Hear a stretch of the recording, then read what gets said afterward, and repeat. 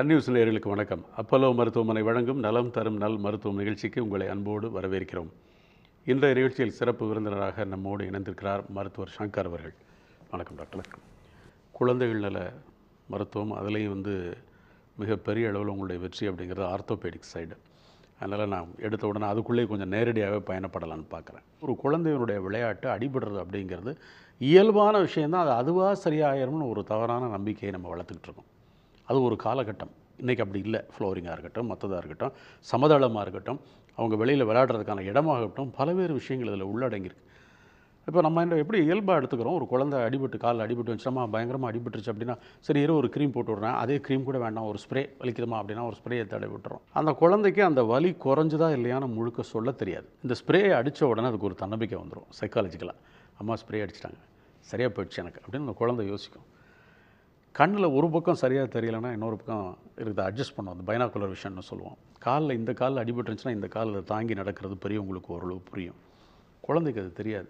இங்கே தான் பெற்றோர்கள் அவங்க கவனத்தை செலுத்தவில்லையோன்னு எனக்கு ஒரு கேள்வி எப்போவுமே உண்டு. அது சரியாயிடுச்சா, அவன் சரியாக நடக்கிறான், எப்போ வலிக்குது அந்த இடத்துல, அம்மா மருந்து போட்டேன் சரியாயிடுச்சான்னு கேட்குற கேள்வி குறைந்திருப்பதாக எனக்கு படுது. ஸோ குழந்தைகளுக்கு சின்னதாக அடிபட்டாலும் பெருசாக அடிபட்டாலும் முதல்ல நம்ம எங்கே கவனத்தை செலுத்துகிறோங்கிறத உங்கள் வாயால் சொல்லும் பொழுது அது வேற ஒரு ஆங்கிள் இருக்கிறதுனால நான் இவ்வளோ டைம் எடுத்துக்கிட்டேன். நீங்கள் சொல்லுங்கள் டாக்டர். இல்லை, ஒரு குழந்தைக்கு அடிபட்டுருச்சுன்னா அது எவ்வளோ தூரம் அது பாதிச்சிருக்குன்னு குழந்தைக்கு சொல்ல தெரியாது. அதனால் பெற்றோர்கள் தான் அது என்ன ஆயிருக்குன்னு செக் பண்ணி அது அவங்களே மேனேஜ் பண்ண முடியுமா இல்லை டாக்டர்கிட்ட போகணுமான்னு முடிவு பண்ணணும். ஒரு குழந்தை கீழே விழுந்து வரும்போது கால் சிராய்ச்சி வரும். சிராய்ச்சி எந்திரிச்சு அதே நடந்து வருதுன்னா அது லேசான சிராய்ப்பு, அதுக்கு ஒன்றும் தேவைப்படாது. இதே குழந்தை கீழே விழுந்துட்டு இப்போ அடிக்கடி நாங்கள் பார்க்குறது என்னென்னா எலும்பு அடிபட்டுரும். குழந்தையோட எலும்பு எப்படின்னா பச்சை குச்சி உடைச்சா அப்படி பெண்ட் ஆகும், ஆனால் கம்ப்ளீட்டாக உடைச்சி போகாது. அந்த மாதிரி உடைஞ்சி வரும்போது நம்ம உடனடியாக அதுக்கு வைத்தியம் பண்ணால் அதை நேராக்கி நல்ல நிலையில் கொண்டு வர முடியும். இதே சில எலும்புகள் எல்போ ஜாயிண்ட் கிட்ட இருக்கிறது, ஆங்கிள் ஜாயிண்ட் கிட்ட இருக்கிறது எல்லாம் உடஞ்சி ரொம்ப தூரம் விலகிடுச்சுன்னா அது கைக்கு போகிற ரத்த ஓட்டத்தை பாதிக்கலாம். இன்னொரு குழந்தைகளோட எலும்போட இரண்டு பக்கமும் வளரக்கூடிய பகுதி, அந்த இடத்துல எலும்பு டேமேஜ் ஆகிடுச்சுன்னா நாளைக்கு வளர்ச்சியை கூட பாதிக்கலாம். அதனால் அதுக்குரிய இது எடுத்து டாக்டர்கிட்ட போய் முறையான வைத்தியம் பண்ணிக்கிறது குழந்தையோட பிற்காலத்துக்கு ரொம்ப உதவியாக இருக்கும். உடல் உறுப்பு அப்படின்னு எடுத்துக்கும் போது ஒரு சில இடங்கள் மிக எளிதாக வளர்ச்சி அடையும். வளர்ச்சியை ஒரு இடத்துல தடை பண்ணிடும். இதில் நீங்கள் ரொம்ப கவனமாக இருங்க, இந்த இடத்துல அடிபட்டா அப்படின்னா எந்த இடத்த சொல்லுவீங்க? இப்போ எலும்புக்கு அப்படின்னு அடிபட்டு வரும்போது எலும்பு ஜாயிண்ட்டுக்கு பக்கத்தில் எந்த எலும்பு அடிபட்டாலும் அந்த எலும்பு வளர்ச்சி தடைப்பட்டுரும். ஜாயிண்ட் எதை சொல்கிறீங்க? இப்போ மூட்டு, இந்த எல்போ மூட்டு இருக்கலாம், நீ ஜாயிண்ட், இது பக்கத்தில் அடிபடும் போது அந்த எலும்பு, குழந்தையோட எலும்பு நம்ம வளர எலும்பு வளருது. இதே 16 வயசுக்கு பின்னாடி எலும்போட வளர்ச்சி நின்றுது. அந்த வளரக்கூடிய பருவத்தில் அந்த வளரக்கூடிய எலும்பு பாதிச்சிருச்சுன்னா அந்த பக்கம் வளர்ச்சி பாதிப்பாயிரும். இப்போ கம்ப்ளீட்டாக அது பாதிச்சுன்னா அந்த கால் குட்டமாக போகலாம், இல்லை ஒரு பக்கம் பாதிச்சிருச்சுன்னா இன்னொரு பக்கம் மட்டும் வளர்ந்து கால் ஒரு பக்கம் வளைந்து போகலாம். அது குட்டமாக போகக்கூடிய சான்ஸும் வளைந்து போகக்கூடிய சான்ஸும் இது அதிகமாக குழந்தைங்களில் பார்க்குறோம்.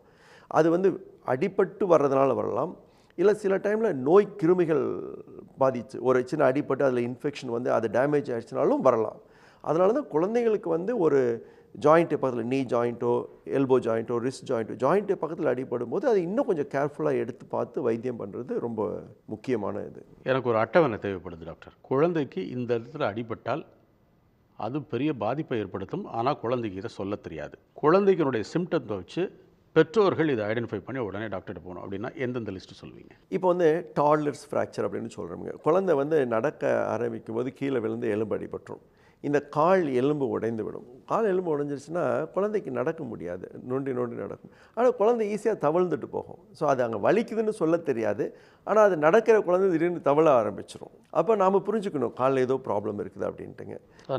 நல்லா நடந்துக்கிட்டு நடக்காமல் தவள ஆரம்பிக்குது. ப்ரிஃபரன்ஸ் தவிர அந்த தவழ்கிறத ப்ரிஃபரன்ஸாக குழந்தை எடுத்துச்சுன்னா அதை கவனம் காலில் அடிபட்டிருக்குன்னு அர்த்தம். சரி, இதே நல்லா ஓடி ஆடி விளையாடக்கூடிய குழந்தை ராத்திரி விளையாடி தூங்கி எழுந்திரிச்சு காலையில் எழுந்திரிச்சு நடக்க முடியாமல் எந்திரிக்கவே முடியாமல் கஷ்டப்படும். அது குடுவையில் அடிபட்டு அங்கே நீர் கோர்த்துக்குச்சுன்னா அந்த மாதிரி டிரான்சியன்ட் சைனோவைட்டிஸ்ன்னு சொல்லுவோம். அந்த மாதிரி சிச்சுவேஷன் வரலாம். ஆனால் அதே இன்ஃபெக்ஷன் வந்தாலும் அதே மாதிரி தான் இருக்கும். ஸோ அதனால தான் டாக்டர்கிட்ட போனால் தான் அது இன்ஃபெக்ஷனாக இல்லை அடிபட்டதுனால வந்ததான்னு கரெக்டாக சொல்ல முடியும். ரொம்ப மோசமான ஒன்று அப்படின்னா, ரொம்ப காமனாக அடிபடுறது வந்து எல்போ ஜாயிண்ட், கை முட்டிக்கிட்ட அடிபடுறது. அது கீழே விழுந்தோடனே அந்த இடத்துல போன் ரொம்ப வீக்காக இருக்கிறதுனால ஈஸியாக எலும்பு உடைஞ்சிரும். உடைஞ்சு ரொம்ப விலகிருச்சுன்னா இரத்த குழாயும் நரம்பும் அதில் மாட்டி கைக்கு போகிற இரத்த ஓட்டமும் நரம்பும் பாதிக்கப்பட்டு கை கெட்டு போகக்கூடிய சான்ஸ் இருக்குது.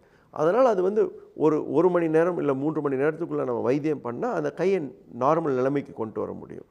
அது உடனே அவங்க வந்து நான் ரெண்டு பேரும் வேலையில் இருக்கோம், நான் வேலையை முடிச்சுட்டு வந்து குழந்தைய கூட்டிகிட்டு போகலாங்கிற அளவுக்கு அது வெயிட் பண்ணாது. ஸோ குழந்தைக்கு அடிபட்டுருச்சுன்னா அவங்க பள்ளிக்கூடத்தில் இருக்காங்களோ இல்லை வீட்டில் இருக்காங்களோ உடனடியாக மருத்துவமனைக்கு எடுத்துகிட்டு போய் அதை வைத்தியம் பண்ணாங்கன்னா பழையபடி நார்மலாக கொண்டு வரக்கூடிய நிலைமை ஏற்படும். பிறந்த வயதிலிருந்து 16 வயது வரைக்கும் உள்ளதில் எந்த குழந்தைக்கான பிரச்சனைகள், இந்த எலும்பு தொடர்பான பிரச்சனைகள் அதிகமான வர்றதுக்கு வாய்ப்பு இருக்குது? அது அடிபடுதல், விளையாடுதல் அப்படி. ஏன்னா சின்ன குழந்தையும் விளையாடுது, பெரிய குழந்தையும் விளையாடுது. பெரிய குழந்தை 15-16 வயசில் 9 ஃபுட்பால், கிரிக்கெட் மாதிரி பெரிய விளையாட்டுகள், சின்ன குழந்தைக்கு சின்ன விளையாட்டுன்னு இருக்குது. அதில் அடிபடுதல் அப்படிங்கிறது விளையாட்டை பொறுத்து மாறுபடும், அது நமக்கு புரியுது.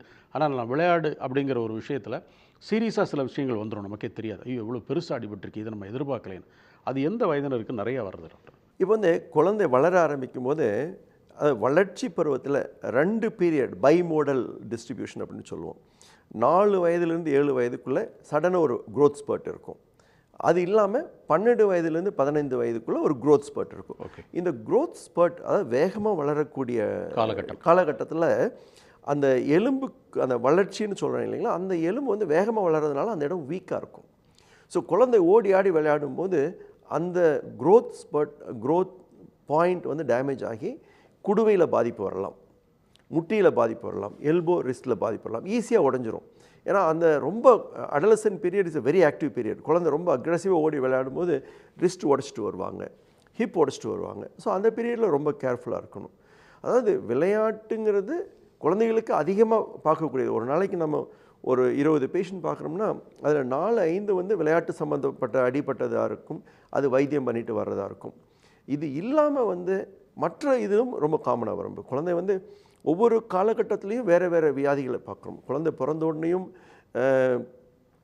கன்ஜெனிட்டல் டிஃபெக்ட்ஸ் அப்படிங்கிறோம். குழந்தை பிறவிலேயே கோளாறோடு பிறக்கிறது, கால் கோளாறு இருக்கலாம், கை கோளாறு இருக்கலாம், அந்த மாதிரி பிறப்பாங்க.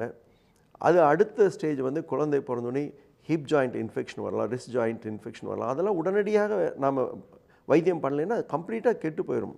கடைசி காலம் வரைக்கும் அதனோட எஃபெக்ட் இருந்துகிட்டே இருக்கும். கூடவே ஹிப் ஜாயிண்ட்டை பாதித்தவங்க வந்து நொண்டி நடந்துகிட்டே இருப்பாங்க, வாழ்க்கை பூரா அது எது பண்ணாலும் சரி பண்ண முடியாது. அதனால் அது அந்த உரிய நேரத்துக்குள்ளே வைத்தியம் பண்ணி சரி பண்ணிட்டோம்னா குழந்தை நார்மலாக இருக்கும். இதே குழந்தை இன்னும் கொஞ்சம் 7-8 வயசு ஆகும்போது டெவலப்மெண்டல் டிஸார்டர்னு சொல்லுவோம். பர்தீஸ் டிசீஸ், ருமேட்டிசம் சம்மந்தப்பட்டது, இதெல்லாம் ரொம்ப காமனாக இருக்கும். இதுக்கு மேலே அடலசன்ட் பீரியட் வரும்போது mainly sports injury, sometimes we see lot of புற்றுநோய் சம்மந்தப்பட்டது, எலும்பு சம்மந்தப்பட்ட புற்றுநோய் நிறைய பார்க்குறோம். இப்போ நம்ம நிறைய பேர் கேள்விப்பட்டிருக்கீங்க பிளட் சம்மந்தப்பட்ட புற்றுநோய், லுக்கீமியா, லிம்ஃபோமா அப்படின்னு ரொம்ப காமனாக ஆங்காலஜியில் போய் பார்க்குறோம். 20% குழந்தைகள் ஃபஸ்ட்டு டைம் ஆர்த்தோபெடிக் டாக்டர் தான் போய் பார்ப்பாங்க. கால் வந்து லிம்ப் பண்ணி வருவாங்க. அப்போ போய் நம்ம ரத்த டெஸ்ட் எடுத்து பார்த்தோம்னா எல்லாமே நார்மலாக இருக்கும். போய் பிளட் டெஸ்ட் எடுத்து பார்த்தா அது புற்றுநோய்க்கான அறிகுறியாக இருக்கலாம். அதனால் வந்து ஒரு குழந்தை வந்து 1 வாரம் 10 நாள் லிம்ப் பண்ணதுன்னா ரத்த டெஸ்ட் நார்மலாக இருக்குது அப்படின்னு சொல்லிட்டு விட்டுற முடியாது. வேறு ஏதாவது இருக்கலாமா அப்படின்னு சொல்லி அதற்காக முயற்சி பார்த்து அதை கண்டுபிடிக்கணும் என்ன வைத்தியம். குழந்தைகளுக்கு செய்கிற வைத்தியம் அப்படிங்கிறது வந்து பெரும்பாலும் ஸ்டேஜுங்கிற ஒரு விஷயத்தை விட்டுருவோம். அதை தாண்டி புற்றுநோய் மாதிரியான டியூமர் மாதிரியான விஷயங்கள் எடுத்துக்கிட்டோம்னா ஒரு குறிப்பிட்ட காலகட்டத்துக்குள்ளே அதை ஏன்னா வளர்ச்சிங்கிறது ஒன்று இருக்குது. இப்போ அந்த மாதிரி ஒரு சூழலில் இந்த டியூமர் மாதிரியான விஷயங்களை குணப்படுத்துறதுக்காக நம்ம எவ்வளவு தூரம் வெற்றி அடையணும் டாக்டர்? கையிலையோ கால்லையோ எலும்பு சம்மந்தப்பட்டு ஆஸ்டியோ சார்கோமா அப்படிமோ, ஈவிங் சார்கோமா அப்படிமோ இதெல்லாம் வந்துடுச்சுன்னா இப்போ வந்து நம்ம ரொம்ப அட்வான்ஸ்டாக இருக்கோம். ஒரு 30 வருஷத்துக்கு முன்னாடி இருந்ததுக்கு இப்போ ரொம்ப அட்வான்ஸ்டாக இருக்கிறோம்.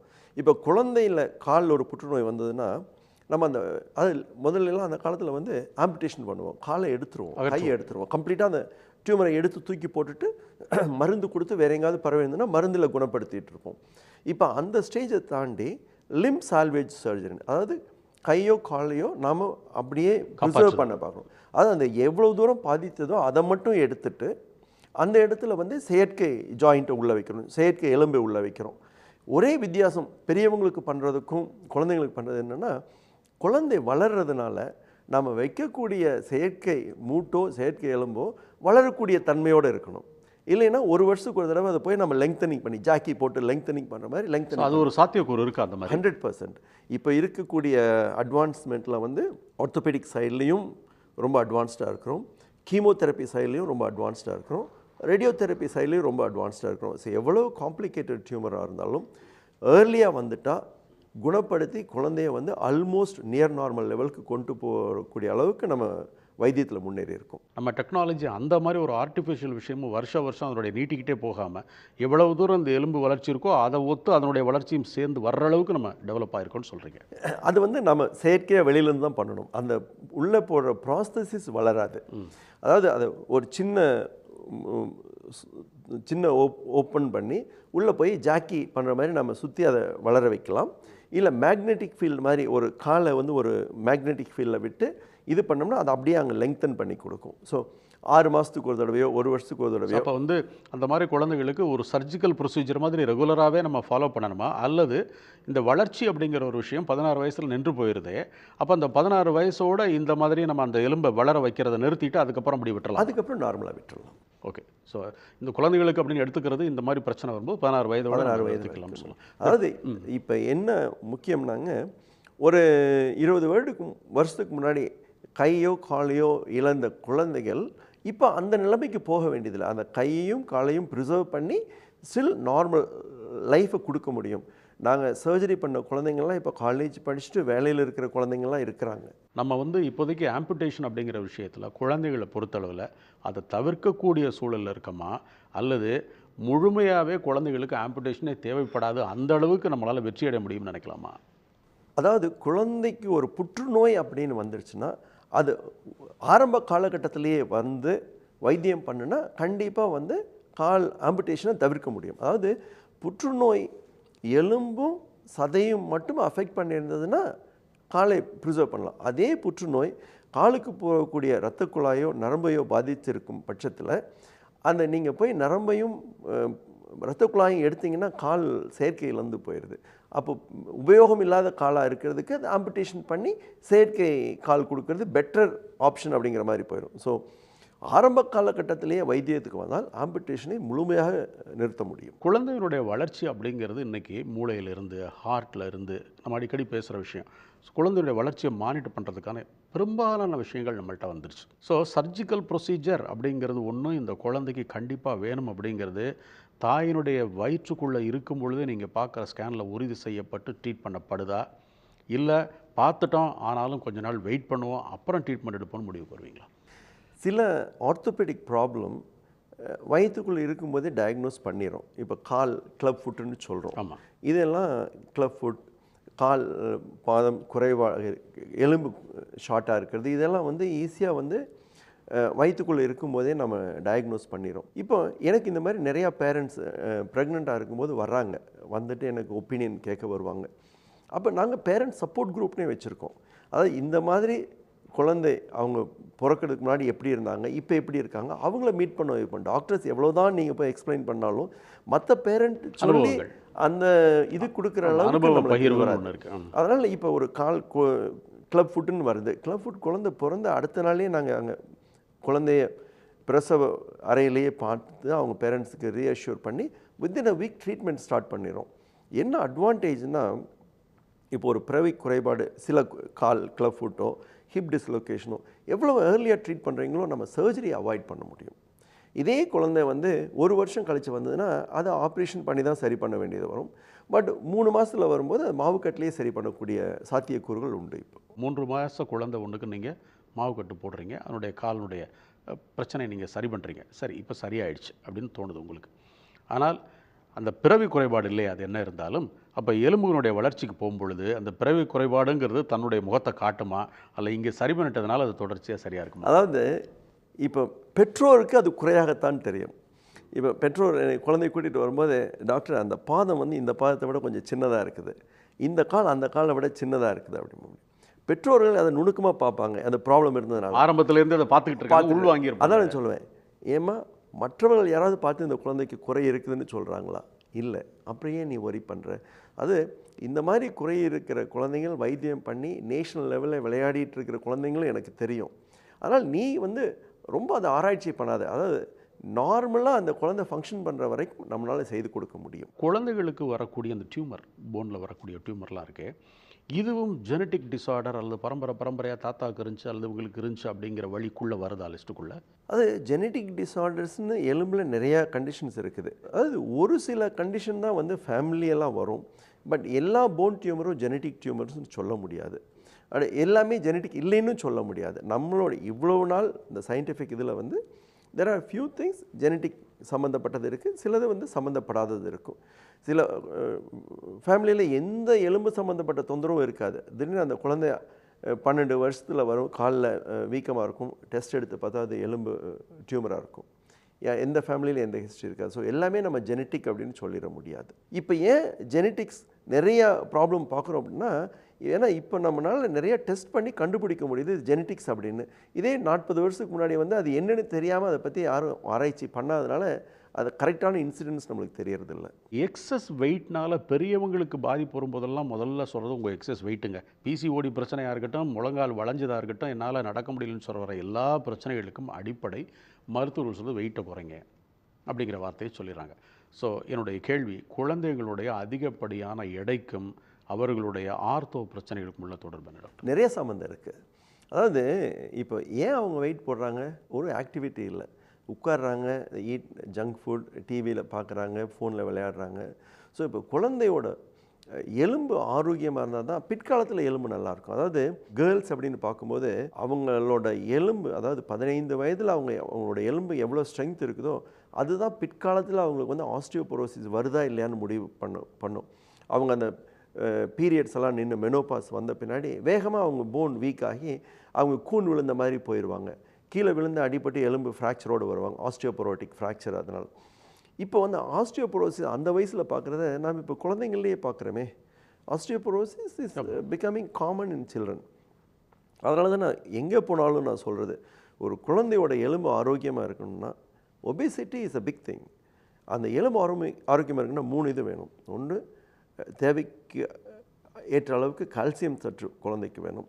வைட்டமின் டி இருந்தால் தான் நம்ம எவ்வளோ கால்சியம் சாப்பிட்றோமோ அது உடம்பு எடுத்துக்கும். டெய்லி 60 நிமிஷம் வெளியில் போய் ஓடி ஆடி விளையாடணும், எக்ஸசைஸ். இந்த 3 இருந்தால் தான் எலும்பு ஆரோக்கியமாக இருக்கும். அது ஆரோக்கியமாக இருக்கணும்னா அந்த ஓவர் வெயிட்டும் கால் வளையிறதுக்கு சம்மந்தம். கால் ஒரு குழந்தை வளைஞ்சிட்டு வருதுன்னா ஓவர் வெயிட்னால தான் கால் அந்த கால் அந்த ஃபிசியலாஜிக்கல் இது தாங்க மாட்டேங்குது குழந்தையோட வெயிட்டை, கால் வளைஞ்சிட்டு வருவாங்க. ஒபிசிட்டி தொடர்பான ஆர்த்தோ பிரச்சனைகள் பார்க்கும்போது பெண் குழந்தைகளுக்கு நிறையா இருக்குது, ஆண் குழந்தைகளுக்கு நிறையா இருக்கா டாக்டர்? அப்படி ஏஜ் டிஃப்ரென்ஸ்னால நம்ம சரியாக சொல்ல முடியாதுங்க. இப்போ அதாவது 20 வருஷத்துக்கு முன்னாடி ஒபேசிட்டி கிளினிக் அப்படின்னா கேள்விப்பட்டிருக்கே மாட்டோம். இப்போ சில்ட்ரன்ஸ் ஹாஸ்பிட்டலே நாங்கள் ஒபேசிட்டி கிளினிக்னு வச்சுட்டு ரன் பண்ணுறோம். அந்தளவுக்கு நம்ம நிறையா பார்க்குறோம். ஒரு ஏஜ் டிஃப்ரென்ஸ் அப்படின்னு அதிகமாக பார்க்குறதில்ல. நீங்கள் சொன்னீங்க இல்லையா அந்த பிசிஓடி எல்லாம், அதெல்லாம் இந்த ஒபேசிட்டி சம்மந்தப்பட்டது தான். இப்போ பேரண்ட்டே சொல்ல கேட்காத அந்த குழந்தை ஒரு மருத்துவர் சொன்னால் எப்படி எடுத்துங்க, எப்படி அந்த ஒபிசிட்டியை கண்ட்ரோல் பண்ணி நீங்கள் அந்த குழந்தைக்கு பிரச்சனை இல்லாமல் பார்ப்பீங்க? இல்லை, நாங்கள் இப்போ அது நிறைய பேரண்ட்ஸ் வந்து சொல்லுவாங்க, என் குழந்தை வந்து சொன்னால் கேட்க மாட்டேங்கிறான், எப்போ பார்த்தாலும் எடுத்து சாப்பிட்டு இருக்கேன். நீ ஏன் வீட்டில் வாங்கி வைக்கிற? குழந்தை வீட்டில் சிப்ஸ் இருக்குங்காடி தானே சிப்ஸ் எடுத்து சாப்பிடுது. இப்போ வந்து நிறையா குழந்தைங்க வந்துங்க பெற்றோர்கள் சொல்லி கேட்காம ரொம்ப அஜிடேட்டிங்காக இருக்கும். ஸோ குழந்தைங்களே கவுன்சிலிங் பண்ணுற அளவுக்கு நம்ம சைக்காலஜிஸ்ட் வச்சு கவுன்சிலிங் பண்ணி நிறைய குழந்தைங்க மாறி நல்ல நிலைமைக்கு வர்றாங்க. ஸோ அதனால் பெற்றோர்கள் சொல்லி கேட்கலைன்னா அவங்கள மருத்துவர்கள்ட்ட கூட்டிகிட்டு வந்து ஒப்பீனியன் வாங்குறதுல எந்த தவறும் கிடையாது, கவுன்சிலிங் வாங்குறதுல எந்த தவறும் கிடையாதுங்க. குழந்தைகளுடைய ஆர்த்தோ பிரச்சனையில் நம்ம பகுதிகளில் உதாரணம், ஏன்னா இப்போ மேலை நாடுகள் ஒரு நாடும் ஒரு வளர்ச்சி அதுக்கு பேசும். நம்ம இப்போ நிறைய பார்க்குறது எது டாக்டர்? இப்போ செரிபிரல் பால்சி அப்படின்னு சொல்கிறோம். செரிபிரல் பால்சினா மூளை பாதிக்கப்பட்டு குழந்தை வயிற்றில் இருக்கும்போது, குழந்தை டெலிவரி டைம்லேயோ, ரத்த ஓட்டம் மூளைக்கு பாதிக்கப்படுறதுனாலையோ, ஆக்சிஜன் சப்ளை மூளைக்கு சரியாக இல்லாதனாலையோ குழந்தை பிறக்கும் போதே கொஞ்சம் ஒரு பாதிப்போடு பிறக்கும். ஸோ 1 வருஷத்தில் நடக்கிற குழந்தை 3 வருஷத்தில் நடக்கும். அந்த மாதிரி டிலே ஆகிட்டு போகிற குழந்தை கை காலெல்லாம் சத டைட்னஸாக இருக்கும், செரிபிரல் பால்சின்னு சொல்லுவோம். அது வந்து இப்போ அதிகமாக பார்க்குறோம். எதனால் அப்படின்னா, இப்போ வந்து இப்போ ப்ரீ டைம் நிறைய குழந்தைங்க வந்து முழு வளர்ச்சி அடையாமல் பிறக்கிற ப்ரீ டைம் குழந்தைங்க, இல்லை வந்து ப்ரெக்னன்சி டைமில் வந்து அவங்களுக்கு வர வியாதி, அவங்க சரியாக வந்து இந்த மாத்திரை மருந்தெல்லாம் சாப்பிடாமல் அவங்க இதாக இருக்கிறதுனால இது நிறையா பார்க்குறோம். இது வந்து சரியான வகையில் வைத்தியம் அவங்களுக்கு பெற்றோர்களுக்கு புரிய வச்சா பிறக்கிற குழந்தை நல்லா ஆரோக்கியமாக இருக்கும். பிற்காலத்தில் இதெல்லாம் அவாய்ட் பண்ணக்கூடிய சாத்தியக்கூறுகள் உண்டு. குறைப்பிரசவம் அப்படிங்கிறதும் வந்து கண்ணுக்கு தெரியாத ஒரு பிரச்சனையாக வளர்ந்துக்கிட்டு இருக்கு நிறைய அப்படின்னு எடுத்துக்கலாம் டாக்டர். நம்ம ஆர்த்தோ பிரச்சனைகளில் பெரும்பாலும் பார்க்கும் பொழுது நம்ம நிகழ்ச்சியினுடைய ஆரம்பத்தில் நீங்கள் அழகாக சொன்னது மாதிரியும் நடுவில் நீங்கள் சிப்ஸை வாங்கி வைக்க, ஏன்னா குழந்தைக்கு அதை சொல்லி நீ சாப்பிடக்கூடாது அப்படின்னு புரிய வைக்க முடியாது அதை முன்னால் வச்சுக்கிட்டு. அதுக்கு பதிலாக வாங்காமல் இருந்து அதை அடம்பிடிச்சிட்டு அழுதுட்டு பேசாமல் இருந்துடும். ஆனால் குட்டி குட்டி விஷயங்கள் நம்ம கவனத்துக்கு வராமல் இருக்கும்போது உங்களை போன்ற மருத்துவர்கள் தான் இதை வேறு ஒரு மனோதத்துவ முறையில் அதை பெற்றோர்களுக்கு புரிய வைக்க முடியும். அது குழந்தைகளுக்கு போய் சேரும். அது இப்போ எப்படின்னா, இப்போ பெற்றோர்கள் 2 பேரும் வேலைக்கு போயிட்டு வீட்டுக்கு வரும்போது குழந்தை எதுவும் தொந்தரவு பண்ணக்கூடாது. என்ன பண்ணால் குழந்தை பேசாமல் இருக்கும்? ஃபோனை கையில் கொடுத்துரு, சிப்ஸை கையில் கொடுத்துரு, நாம் நிம்மதியாக இருக்கலாங்கிற நிலைமைக்கு நம்ம போயிட்டோம். அதை எப்போ அது மாறுதோ அப்போ தான் குழந்தையும் ஆரோக்கியமாக இருக்கும். பெற்றோர்கள் கவனக்குறைவு சரியாக இல்லைன்னா பிற்காலத்தில் அந்த குழந்தையும் அதே நிலைமையில தான் கொண்டு போய் விடும். ரொம்ப அழகான கருத்து டாக்டர். இது ரொம்ப இதை பார்க்குற ஒருத்தருக்கும் ப்ராக்டிக்கலாக அது புரியும். ஆமாம், நம்ம இதை தானே பண்ணிக்கிட்டு இருக்கோம்னு எல்லாரும் ஒப்பிட்டு பார்க்கக்கூடிய அளவுக்கு இருக்கும். சிறந்த கருத்துக்கள் இந்த நிகழ்ச்சியில் எங்களோட கலந்துக்கிட்டதுக்கு நன்றி டாக்டர். உங்கள் கேள்விகளை அனுப்ப வேண்டிய மின்னஞ்சல் முகவரி mydoctor@apollohospitals.com. தொலைபேசி எண் 044404040166. உடனுக்குடன் செய்திகளை தெரிந்து கொள்ள சன் நியூஸ் பெல் ஐகானை கிளிக் பண்ணுங்க.